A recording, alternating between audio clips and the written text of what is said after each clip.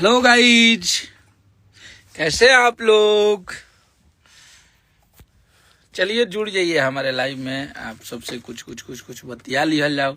हमार गाना भी भैया के आइल बा टी सीरीज से एगो, तो ओकरा बारे में भी बात कर लिहल जाओ। एगो रउआ सबके इन्फॉर्मेशन भी देवे के बा, वो बारे में भी बात कर लिहल जाओ। माने काल हमनी के आरा जिला के तेलाड़ गांव में बहुत भव्य कार्यक्रम के आयोजन भइल बा। हमनी के पंकज भैया के छोटका भाई गोल्डी जी के तिलक बा काल, और भोजपुरी के समस्त सुपरस्टार पहुंचत आने, जरा के आप लोग देखी ले जा, प्रेम दिला जा। वो हमें से सबसे आप सबके दुलरुआ superstar, trending star, hit machine Khesari भैया भी आ रहल बने।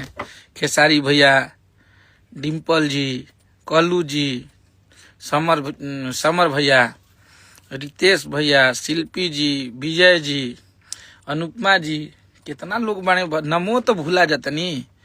देखिए, जिंदगी का यही कमाई है और यही कलाकारों की एकता है। अगर हम लोगों के घर परिवार में कभी भी शादी होता है तो सारे भोजपुरी के कलाकार लोग एक होते हैं और एकता होना भी चाहिए। तो बहुत सारा निमन आयोजन बा। आप सबके हिट मशीन जी के हेलीकॉप्टर से एंट्री भी बा पंकज भैया के देख रेख में। और आप लोग आई जा, हमार गांव भी है वही जे। आप सबके हमनी के क्षेत्र में इतना बड़का सुपरस्टार लोग आ रहल बा लोग। हमनी के रोहतास जिला के हमार गांव है जहाँ मलियाबाग के पास। ये आप सबके आरा जिला में पड़ जाला। पियरो के भीरी एगो अगियाव बाजार बा, वही जे तेलाड़ गांव बा, जौन के हमनी के हमेशा आप लोग वीडियो में देखी ले जा कि जात आवत रही ले जा बिल्कुल। और भैया रंगबाजी वाला सॉन्ग बस सब आ जाए, दिया जाओ। ओकर बाद उ आई 2-4 दिन के अंदर में ओकरा के रिलीज करब जा। आप सब अभी जौन गाना आइल बा टी सीरीज से, ओकरा के भर के आप लोग प्यार देता नहीं जा। आदि शक्ति कंपनी से भी गाना आवता, वो गाना के भी काल करदा कबार के प्यार आशीर्वाद एकदम भर दी जा। सब बढ़िया माल आवता। आप लोग बहुत परेशान रहनी है जा। हमार कहा 3 महीने में हमारे तो एको गाना नहीं किया, झूठो के हमारे कर रडार पर ले बड़ा लोग। हमारा लास्ट गाना आया था कलम चबा गईनी, जो कि आप लोगों ने 100 मिलियन के क्लब में पहुंचा दिया है गाने को। तो चलिए, आप सबका प्यार आशीर्वाद यूं ही बना रहे। और आप सबको मिलवाते हैं प्रिंस और आदर्श, जो टी सीरीज का गाना कर रहे हैं। अभी बैक टू बैक हमारा सारा गाना यही दोनों लोग कर रहे हैं। और दोनों हमारे भाई और बहुत अच्छा काम करता लोग। अनुभव के कमी रहा साल भर से ही लोग बा लोग, लेकिन प्रिंस बाबू के अब थोड़ा सा काम में धार आ चुकल बा। अब प्रिंस ढाहत अड़न। प्रिंस के बहुत बढ़िया घड़ी म्यूजिक रहता था। आप सबके म्यूजिक के भी शिकायत तब दूर हो जाए। देखिए, आदर्श है हमारा, ये पहला बार गाना भी लिखा है। आप लोग एकदम गर्दा उड़ा दिल भी जाओ गाना के, धुआं के। और सही प्यार आशीर्वाद दी जा। अभी एक से एक गाना बनले बन जा, तगड़ा गाना आवता।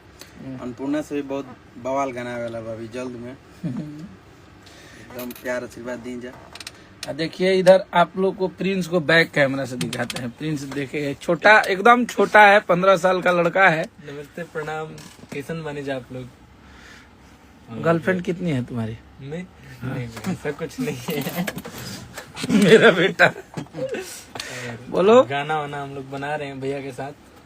पीसीएस कंपनी से जो आया है, बहुत अच्छा मतलब चल रहा है। बहुत अच्छा आप लोग प्यार दे रहे हैं उस गाने को। ऐसे ही जल्दी ही आने वाला है और सारा गाना भी हम लोग का बनाया हुआ भैया के साथ।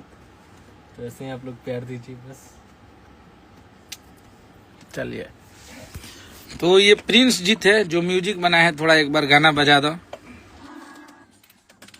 आई जा वो दिन काल माने 6 तारीख के तेलाड़ गांव में आके गर्दा कोई ले तो हम जाना था नहीं कि बहुत परचम भीड़ करे वाला बाड़े लोग तू लोग गर्दा कबारे खाती बहुत या माहौल बनी बोलो।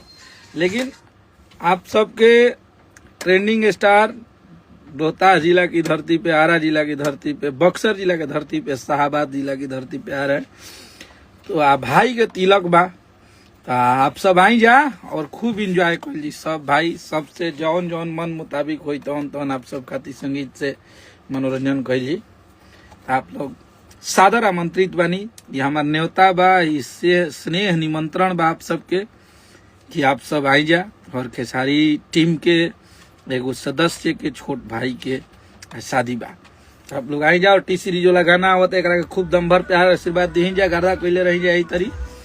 और बहुत सारा गाना आप सबके हमनी के भी लेके आवत तनी जा, बहुत तगड़ा तगड़ा गाना बनौले बनी जा और आप सबके बीच में वो गाना सुने के मिली। तो बस ऐसे ही आशीर्वाद प्यार बनौले रही जा अपन। और काल जौन गाना आवता आदि शक्ति कंपनी से, ओकरा के भी खूब भर भर के प्यार दी जा। और जितना आप लोग सब गाना के प्यार दे रहल बानी, सब गाना के मोहब्बत कर रहल बानी, एकदम ट्रेंडिंग में ले आई जाए। तो इस सीरीज वाला गाना एक दिन में 10 मिलियन हो गई बा। तो ये आप सबके प्यार है और इन छोटे भाइयों का मेहनत है, बहुत मेहनत किए हैं ये लोग। तो बस नए नए लड़कों को, नए नए प्रतिभाओं को मौका मिलना चाहिए, वो लोग काम करे, आगे बढ़े, तरक्की करे। और कल मिलते हैं आप सबसे कहाँ पे, तो आरा जिला पेरो के पास तिलाड़ गांव में। किशन भैया हर हर महादेव, नमः पार्वती पते, हर हर महादेव। चलिए मिलते हैं आप लोग से। जय माता दी।